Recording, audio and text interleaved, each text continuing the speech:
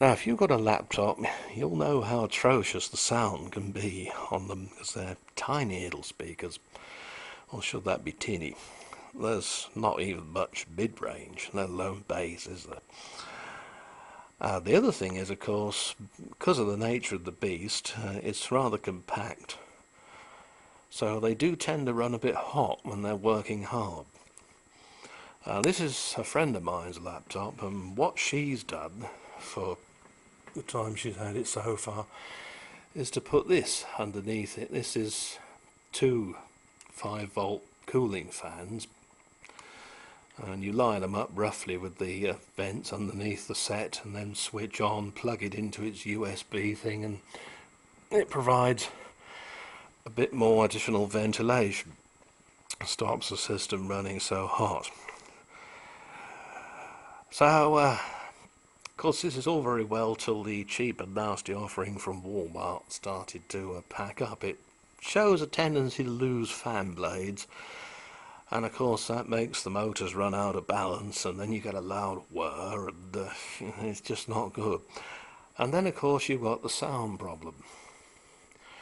So we found a set of speakers in a thrift store which were mains driven to plug into the thing, and although it did sound much better, it didn't sound as good as it can do, and they were prone to buzz and rattle because they were plastic cases.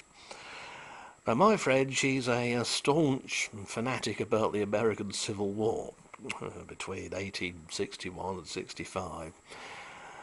And I just jokingly said, well, why don't we make up some kind of a steampunk contraption for the laptop to sit on, with a blower fan inside it and a pair of built-in speakers. Should have kept my mouth shut, shouldn't I? Well, here's the result. Inside is an old blower fan from an old power supply from a computer, which is still in perfect working order, at least the blower fan is. Nice and quiet, nice whir. It's not being run to its full extent, so the motor's rated 12 volts, but I'm only running it on 9, and it's providing more than enough to keep this thing cool. Then the innards comprise two old 3-inch long throw speakers, God knows where those came from, out of my shed, but before that I couldn't tell you. And the amplification is from a very battered pair of Sony amplified Walkman speakers. They were no good as they were, but the amplifier circuit worked, and it has a bass boost on there, so I've incorporated that. And the casing is made up from pieces of wood the builders have very kindly gave me, or bits of wood I've had kicking around the place, including this board. Of course the top is Fablon or contact paper. It's all wood effect, as you can see.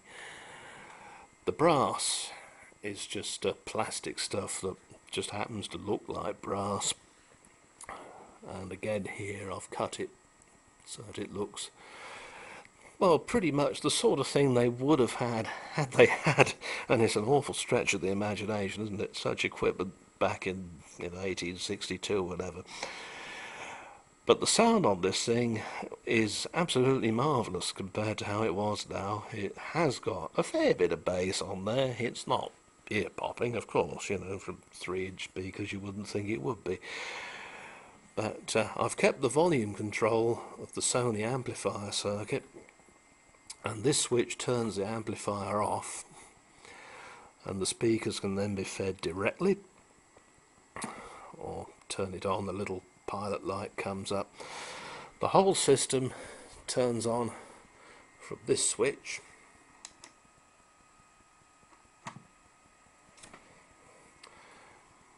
and there's the lead going out to the audio output. So instead of having, a lead going to the USB from the fans, and then another lead going to the speakers, and then a mains lead going down into the plug, oh dear, we now only have the transformer with one lead, and then the audio lead. The whole thing is a lot less cluttered. In fact, I could have made it run on batteries because there's more than enough room inside to have fitted, well, say, 6 rechargeable C cells. But she's very happy with it, so that's the main thing.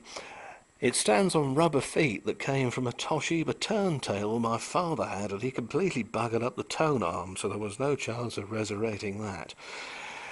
So, all in all, I have to say it looks quite professional, doesn't it?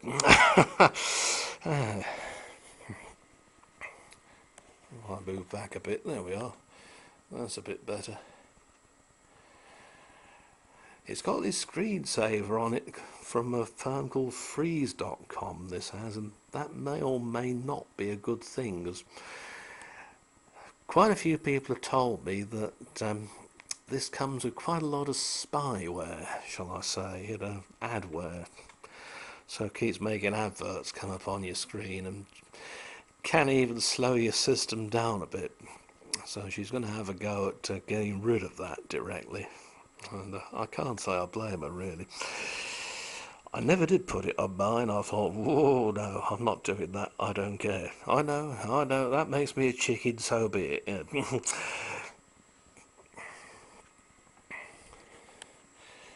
So there we are.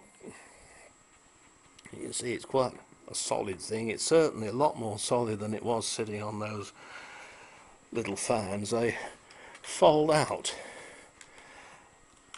See, the legs sort of fold out, but the stuff is like bean tins. It's ever such thin grade metal. And all the rubber feet fell off it. Yeah, built to last. About 3 days, if you're lucky. Anyway, it's looking nice out there, so I think a bit of pottering in the garden might be in order. Bye for now.